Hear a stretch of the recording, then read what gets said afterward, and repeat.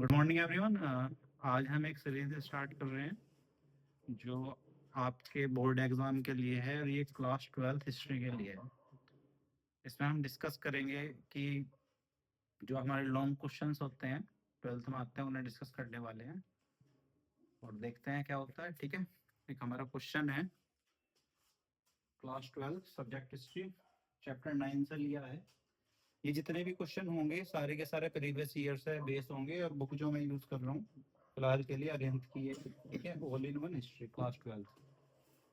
Question है आपका, after introducing the permanent settlement in Bengal the zamindar regularly failed to pay the land revenue demand, examine the cause and consequences of it. इसका हिंदी में अगर अनुवाद की हम बात करें तो इसका मतलब है कि परमानेंट सेटलमेंट इंट्रोड्यूस करने के बाद कहाँ पे, बंगाल में, वो बार बार फेल होता रहा, रेगुलरली फेल्ड, है ना। फेल कैसे होता रहा कि वहाँ के जो जमींदार थे या रियात थे वो सब लैंड का जो रेवेन्यू था, ठीक है, उसे पे करने में नाकाम रहे। और ये रेवेन्यू हमें पे करना किसे था, ये पे करना था हमें उस समय की जो गवर्नमेंट थी या कंपनी थी। कंपनी मतलब आप वही मान सकते हो जो आज की डेट में आपकी बिजनेस कंपनी होती है, ठीक है, वही कंपनी। ठीक है, पर ये कंपनी कौन सी थी, ये कंपनी थी आपकी ब्रिटिश ईस्ट इंडिया कंपनी, जो ब्रिटेन से आई थी, है ना, लंदन कह सकते हो, ये वो कंपनी थी। ठीक है, इसके बाद क्वेश्चन कह रहा है कि एग्जामाइन करना है। ठीक है, क्या एग्जामाइन करना है, कोज नंबर 1 एंड कॉन्सिक्वेंसेस। कोज मतलब मान के चलिए रीजन, कि उस समय के, किस समय के, 1780s के टाइम के जो किसान थे या जमींदार थे, वो जो रेवेन्यू पे करना था उन्हें किसे पे करना था, अंग्रेजों को करना था। क्यों पे करना था, क्योंकि वो एक सेटलमेंट ले गए थे। सेटलमेंट आप कह सकते हो, समझौता कह सकते हो।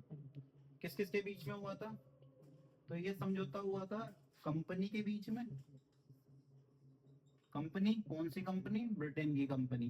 ठीक है, कंपनी के बीच में और इंडियंस के बीच में। कौन से इंडियंस, जमींदार और किसान,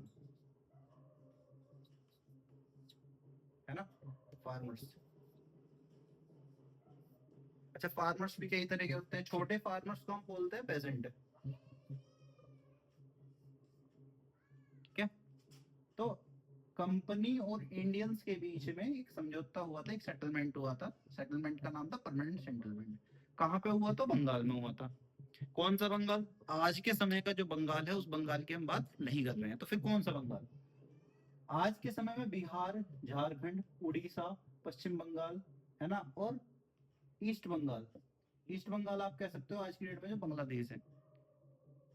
इन 6 प्रांतों को मिलाने के बाद, ठीक है, इन 5 प्रांतों को मिलाने के बाद जो बनता था वो बंगाल था। ये प्रेसिडेंसी कहलाती थी। कितनी प्रेसिडेंसी थी टोटल, तो इसके अलावा 2 प्रेसिडेंसी और थी हमारी, एक बॉम्बे थी। कौन सा बॉम्बे, आज वाला महाराष्ट्र तो आंसर है नहीं। उस समय बॉम्बे में आप मानकर चलिए पूरा महाराष्ट्र प्लस गुजरात। ठीक है, और आपने कहा कि एक प्रेसिडेंसी और थी, बिल्कुल, मद्रास। कौन सा मद्रास, चेन्नई नहीं, तमिलनाडु के साथ साथ आपका आंध्र प्रदेश और तेलंगाना। ठीक है, ये 3 प्रेसिडेंसी थी जिसमें से एक प्रेसिडेंसी थी हमारी बंगाल। तो ये बंगाल की बात हो रही है। जमींदार, आज के वाले जमींदार नहीं। आज जमींदार होने का मतलब है किसी के पास एक एक्स अमाउंट है, मैं अगर जमीन है, काफी सारी जमीन है, तो वह जमींदार है। उस समय जमींदारी का मतलब होता था, या जमींदार होने का मतलब होता था जिसके पास जमीन है और जमीन के साथ साथ उसके पास एक जिम्मेदारी दी गई है अंग्रेजों द्वारा कि उसे रेवेन्यू कलेक्ट करना है या फिर टैक्स कलेक्ट करना है। किससे वाला, उस समय के जो किसान थे उनसे। काफी सारे गांव उनके अंडर होते थे। ठीक है, लेकिन आगे क्वेश्चन क्या कह रहा है कि रेगुलरली फेल हो रहे थे to pay the land revenue, मतलब जमींदार जो थे उस समय टैक्स नहीं दे पा रहे थे, या फिर कह सकते हो जो लैंड के ऊपर एक रेवेन्यू लिया जाता था वो देने में नाकाम थे। उसके पीछे के कारण बताने, रीजन बताने। रीजन से एक बात समझिए, जब जब हम रीजन की बात करेंगे इसका मतलब बात करनी है पास्ट में।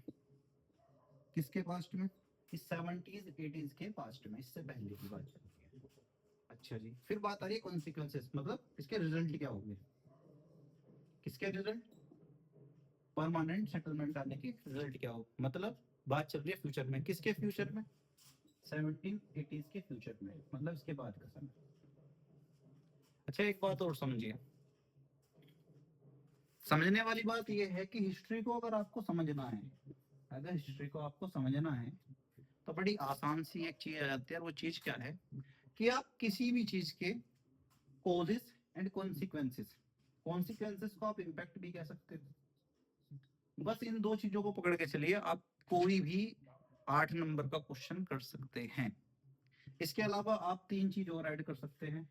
इसमें पहली चीज आ जाती है व्हाट, वो चीज क्या है? व्हेन, टाइम, और टाइम के बारे में भी किसी और क्वेश्चन में समझूंगा कि टाइम का एक्चुअल में मतलब क्या है। कोई डेट याद कर लेना हिस्ट्री नहीं है, इस बात को हमेशा याद कर, मतलब समझ के चलिएगा, मान के चलिएगा। व्हेन एंड वेयर, कहाँ की बात चल रही है, तो वेयर तो मैं बता ही चुका हूँ, बंगाल की बात चल रही है। व्हेन 1780s की, व्हाट, जमींदारी सिस्टम में फेल हो रहे थे। तो अगर हम कोज की बात करें तो पहला कोज आ जाता है, फर्स्ट कोज आ जाता है रेवेन्यू प्राइस, कि जो अंग्रेजों ने जमींदारों से कहा था कि एक एक्स अमाउंट उन्हें देनी है, किसके बदले में? कि जो आपके ब्रिटिशर्स है या कंपनी है वो प्रोवाइड करेगी लैंड, ठीक है, इस लैंड के बदले में जो जमींदार हैं वो देंगे रेवेन्यू, ठीक है। कंपनी लैंड प्रोवाइड करेगी, एक्स अमाउंट जमीन देगी, कि जैसा आज की डेट में अगर आप गांव में रहते हो आपको पता होगा कि जमीन दी जाती है ठेके पे, और ठेके के में जो जमीन दी जा रही है उसके बदले कुछ अमाउंट दी जाती है, या ऐसा कह सकते हो आपने एक मकान है उसे किराए पे दे दिया, किराए पे देने के बाद जो है उसका एक किराया आ रहा है, ठीक है। तो ये एक वही लगभग सिस्टम है। इसमें अंग्रेज क्या दे रहे थे? जमीन दे रहे थे, बदले में रेवेन्यू प्राइस दे रहे थे, किराया ले रहे थे। लेकिन वो किराया या रेवेन्यू प्राइस जो था वो बहुत ज्यादा हाई था, बहुत ज्यादा हाई था, ठीक है। इसका इम्पैक्ट क्या पड़ा? इसका इम्पैक्ट ये पड़ा कि वो एक टाइम के बाद रेवेन्यू देना जमींदारों के लिए मुश्किल हो गया।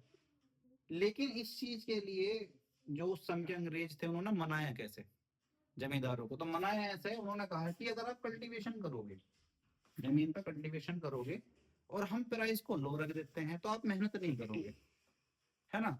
तो मेहनत कैसे करोगे? अगर हम प्राइस हाई कर देंगे तो आपको के ऊपर एक जिम्मेदारी आ जाएगी कि जितना ज्यादा आप कल्टीवेशन करोगे उतना ज्यादा आपको मुनाफा होगा, है ना। तो कल्टीवेशन बढ़ेगा इससे, है ना। लोग हार्ड वर्क करने लगेंगे, हार्ड वर्क क्यों करेंगे? ताकि उन्हें ज्यादा से ज्यादा शेयर मिल सके, ठीक है। तो ये अंग्रेजों की एक चाल थी। दूसरा, एग्रीकल्चर का जो प्रोडक्ट आ रहा था उसका जो प्राइस था वो लो था। अंग्रेजों ने क्या कहा था कि भाई रेवेन्यू हाई हम इसलिए रख रहे हैं ताकि तुम मेहनत करो और ज्यादा से ज्यादा जमीन पे खेती करो, खेती बढ़ा सको। कुछ कुछ बंजर जमीन होती थी। अब एक चीज और समझिए, बंजर जमीन का मतलब होता है कि अगर किसी एक लैंड पर 5 साल तक खेती ना हो उसे बंजर कहते हैं।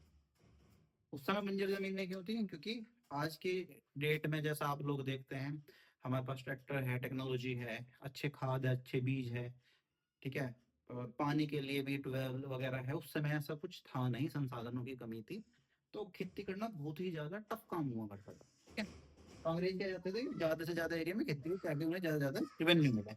लेकिन रेवेन्यू तो वे ज्यादा से ज्यादा चाह रहे हैं, प्राइस ज्यादा से ज्यादा चाह रहे हैं, मतलब किराया ज्यादा से ज्यादा, है ना। लेकिन जो प्रोडक्ट आ रहा है, एग्रीकल्चर प्रोडक्ट आ रहा है, उसके जो पैसे हैं उसका कोई फिक्स प्राइस नहीं है, पहली बात। दूसरा, कि फसल सपोज करिए 100 रुपए की है तो उसे 80 में ही खरीदना चाहते हैं। फसल का प्राइस कम था, टैक्स ज्यादा लेना चाहते थे, रिवेन्यू ज्यादा लेना चाहते थे। दूसरा कारण फेल होने का ये रहा। ये कब की बात चल रही? 1790s की। तीसरा कारण समझिए, रिवेन्यू जो था वो फिक्स था, जो प्रोडक्ट का प्राइस है वो फिक्स नहीं है। कि सपोज करो 100 रुपए की चीज है तो उसे 80 में खरीद लेंगे, 70 में खरीद लेंगे। लेकिन जो रिवेन्यू है वो फिक्स रहेगा, सपोज करो 100 रुपए जमीन का किराया है तो वो 100 रुपए ही रहेगा, चाहे क्रॉप खराब हो जाओ, चाहे अकाल पड़ जाए, चाहे बाढ़ आ जाए, चाहे सूखा हो जाए, कुछ भी हो जाए, उसका किराया सेम ही रहेगा। लेकिन अगर फसल कम है या फिर कुछ भी रीजन है, एक्स वाई जेड अच्छी है, उसके प्राइस नहीं बढ़ेंगे। रिवेन्यू टाइम पे होना चाहिए। ऐसा नहीं है कि आपको आज, जैसे सपोज करिए 5 तारीख है, 5 जनवरी 2026 है, ठीक है, तो ऐसा नहीं है कि 5 जनवरी 2026 के जगह वो 6 जनवरी, नहीं भाई, 5 जनवरी ही चाहिए। उसमें भी सनसेट एक लो था। सनसेट लो का मतलब ये हो गया कि अगर 5 जनवरी 2026 तक वो फिक्स रेवेन्यू पे नहीं होता है तो उसका रिजल्ट ये निकल के आएगा, जो जमींदार है उसकी जो जमीन है उसे ऑक्शन में बेच दिया जाएगा, उसकी नीलामी करी जाएगी और उसके बाद किसी नए जमींदार को जिम्मेदारी दी जाएगी। तो एक प्रेशर ये रहता था, क्या प्रेशर था, कि एक फिक्स टाइम पे देना ही देना है। रिजल्ट जमींदार प्रेशर बनाते थे, उस समय के जो रैयत थे, छोटे किसान थे, पेजेंट थे, उन पे। ठीक है, अब इसका कॉन्सिक्वेंस क्या निकल का है, रिजल्ट क्या निकल का है? रिजल्ट ये निकल का है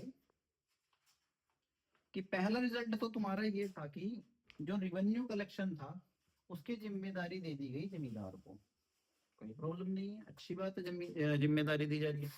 दूसरी चीज, जो कस्टम ड्यूटीज थी, ठीक है, वे खत्म कर दी गई।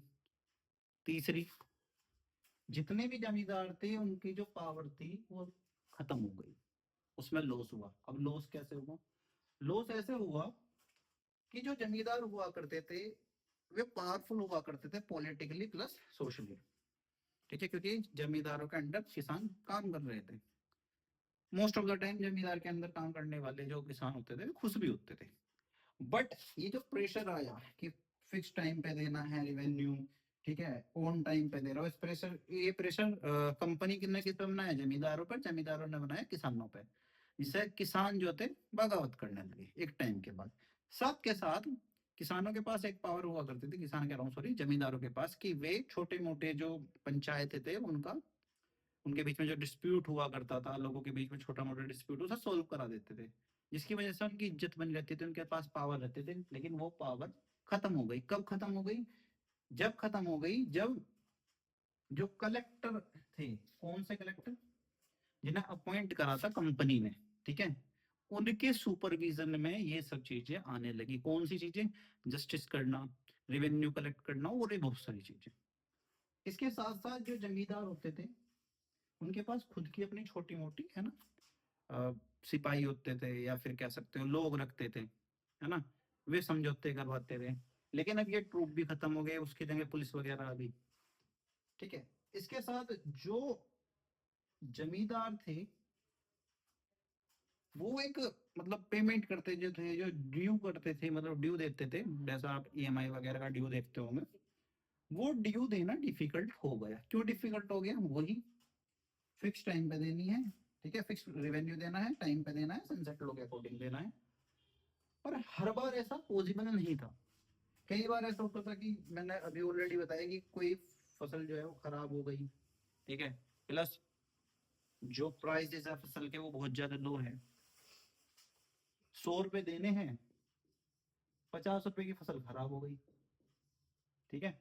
अच्छा, अब ये जो 50 वाली फसल है इसकी भी सपोज करिए 40 रुपए ही, जो हमारे उस समय की कंपनी है वो कह रही है कि हम तो 40 में ही खरीद देंगे, कहाँ से दे फिर वो 100 रुपए? ठीक है, जमींदार को कलेक्शन करना ही करना है, जमींदार भी कहाँ से कलेक्शन करेगा? वो कह के छुट गए फिक्स्ड रेवेन्यू है। आप ये भी तो देखे ना, फिक्स रेवेन्यू है, फसल खराब हो गई है तो वो कहाँ से देगा? पैदावार के जो पैसे बढ़ाए जाने थे वो नहीं बढ़ाए गए, इंक्रीमेंट नहीं हुआ, कुछ नहीं हुआ, उस चीज से किसानों के, सॉरी, कंपनी को कोई भी मतलब नहीं था। इसके बाद आ जाइए कि जमींदारों के साथ एक और भी दिक्कत आ गई थी। मैंने भी आपसे बताया कि ज्यादातर जो किसान थे अब आके जमींदारों से खुश नहीं थे। खुश क्यों नहीं थे? क्योंकि वो प्रेशर बना रहे थे। तो कई बार होता क्या था कि जो किसान होते थे वे जानबूझकर टाइम पे रेवेन्यू नहीं देते थे, किलस के या कैसे भी, कि हम नहीं दे रहे, जमींदारी छुटती है छुट जाए। तो जानबूझ के नहीं देते थे, तो जमींदारों के लिए ड्यू पे करना बहुत ज्यादा डिफिकल्ट हो गया था। इसके बाद आ जाए जुडिशियल प्रोसेस। न्याय की जो व्यवस्था थी, हम आज देखते हैं कि भाई तारीख पे तारीख, है ना, सनी देओल का डायलॉग है कि तारीख पे तारीख, तारीख पे तारीख, वो वाली चीजें हैं कि तारीख मिलती है, न्याय नहीं मिलता। तो ये अब से नहीं है, पुराने समय से ही है, अंग्रेजों के समय से ही है। न्याय प्रणाली बहुत ज्यादा लंबी थी, जो जुडिशियल प्रोसेस थी बहुत ज्यादा लंबी थी, लेंदी थी। रिजल्ट क्या हुआ एक बार की, 1798 में एक बुर्डवान नाम की जगह है, ठीक है, वहां पे लगभग 30,000 जिनके ऊपर रेंट था कंपनी का, लोग ऐसे थे जिन्हें ये कहना पड़ा एंड में आके कि तुम अपना रेंट ना ही दो। क्यों? क्योंकि 30,000 लोगों के कहाँ तक आप केस चलाओगे, कहाँ तक ये सब चीजें करोगे। तो ऐसा भी हुआ। रीजन रीजन जुडिशियल प्रोसेस जो कि बहुत ज्यादा लंबी थी। एक लास्ट इसका कॉन्सिक्वेंस निकल कर आ जाता है कि जो जमींदार थे उनके अगेंस्ट सिर्फ छोटे मोटे किसान ही नहीं थे, विलेज हेडमैन, आज की डेट में जैसे आप कह सकते हो गांव का मुखिया, जोतेदार, मंडल्स, ये जमींदार के नीचे आते थे लोग, ठीक है। तो ये सब भी अगेंस्ट हो गए थे जमींदारों के। तो ये रीजन रहा कि जो परमानेंट सेटलमेंट था बंगाल के अंदर चल रहा था, उसमें जमींदार रेगुलरली फेल हो रहे थे। किस चीज के लिए? To pay the land revenue, land revenue में जो डिमांड अंग्रेजों द्वारा रखी जाती है उसे फुलफिल करने के लिए। उसके कॉजेस एंड कॉन्सिक्वेंसेस ये हैं, ठीक है। और बस आज के लिए इतना ही, ये पहली वीडियो है, ऐसी रेगुलरली वीडियो और भी आती रहेंगी, ठीक है। Thank you, have a good day.